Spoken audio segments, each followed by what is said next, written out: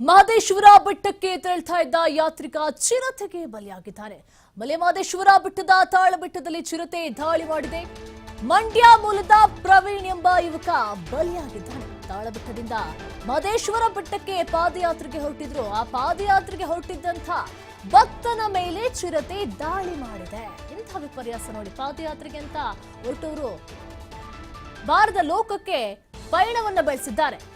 ಭಕ್ತನ ಮೇಲೆ ಚಿರತೆ ದಾಳಿ ಮಾಡಿದೆ. ಒಟ್ಟು 5 ಸ್ನೇಹಿತರು ಪಾದಯಾತ್ರೆಗೆ ಅಂತ ಹೊರಟಿದ್ರು. ಚಿರತೆ ದಾಳಿ ಮಾಡ್ತಾ ಇದ್ದಂತೆ ಓಡ್ ಹೋಗಿದ್ದಾನೆ ಪ್ರವೀಣ್ ಮತ್ತು ಸ್ನೇಹಿತರು ಎಲ್ಲರೂ ಕೂಡ ಓಡ್ ಹೋಗಿದ್ದಾರೆ. ತಾಳಬೆಟ್ಟದ ಕಂದಕದಲ್ಲಿ ಯಾತ್ರಿಕ ಪ್ರವೀಣ್ ಶವ ಪತ್ತೆಯಾಗಿರುವಂತದ್ದು. ಪಾದಯಾತ್ರೆಗೆ ಹೊರಟವರು ಬಾರದ ಲೋಕಕ್ಕೆ ಪಯಣವನ್ನ ಬೆಳೆಸಿದ್ದಾರೆ. ಪ್ರವೀಣನ್ನ ಕೊಂದು ರಕ್ತ ಹೀರಿರುವಂತಹ ನರಭಕ್ಷಕ ಚಿರತೆ. ಈಗ ಎಲ್ಲಿ ನೋಡಿದ್ರು ಕೂಡ ಚಿರತೆ ಕಾಟ, ಹುಲಿ ಕಾಟ ಅಂತೂ ಜಾಸ್ತಿ ಆಗ್ತಾನೆ ಇದೆ. ಒಂದು ಕಡೆ ಇವರು ಪಾದಯಾತ್ರೆಗೆ ಅಂತ ಹೊರಟವರು ಮಸಣದ ಲೋಕವನ್ನ ಸೇರಿರುವಂತದ್ದು. ಸ್ನೇಹಿತರು ಒಂದಿಗೆ ಹೋಗ್ತಾ ಇದ್ರು. ಸ್ನೇಹಿತರು ಎಲ್ಲರೂ ಕೂಡ ಓಡೋಗಕ್ಕೆ ಟ್ರೈ ಮಾಡಿದ್ದಾರೆ.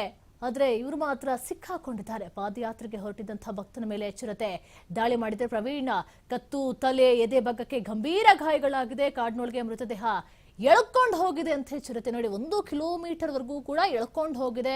ಅದೆಷ್ಟು ರೋಷ ಇತ್ತೋ ಒಟ್ಟಿನಲ್ಲಿ ತಿನ್ನಬೇಕು ಅಂತ ಹೇಳಿ ನರಭಕ್ಷಕ ಈ ರೀತಿಯಾಗಿ ಹೊಂಚು ಹಾಕಿರುವಂಥದ್ದು. ಮಂಡ್ಯದ ಪ್ರವೀಣ್ ಎಂಬ ಯುವಕ ಬಲಿಯಾಗಿದ್ದಾನೆ ನೋಡಿ. ಪಾದಯಾತ್ರೆಗೆ ಹೊರಟಂಥವ್ರು ಬಾರದ ಲೋಕಕ್ಕೆ ಪಯಣವನ್ನ ಬೆಳೆಸ್ತಾರೆ ನೋಡಿ.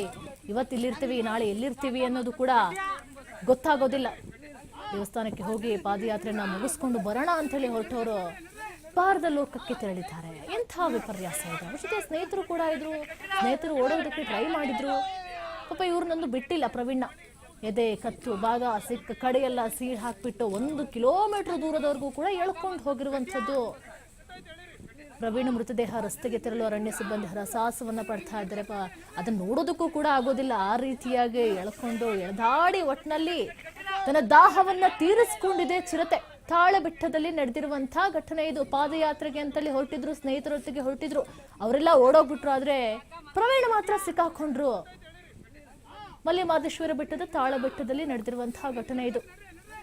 ಒಟ್ಟಿನಲ್ಲಿ ಆ ಮೃತದೇಹವನ್ನ ತರಬೇಕು ಅಂತ ಹೇಳಿ ಇಲಾಖೆ ಸಿಬ್ಬಂದಿಗಳು ಹರಸಾಹಸವನ್ನ ಪಡ್ತಾ ಇದ್ದಾರೆ. ನೀವು ನೋಡ್ತಾ ಇರ್ಬೋದು. ಒಂದು ಕಡೆ ಅವರೇ ಪ್ರವೀಣ್ ಚಿರತೆ ದಾಳಿಗೆ ಬಲಿಯಾದಂಥವರು.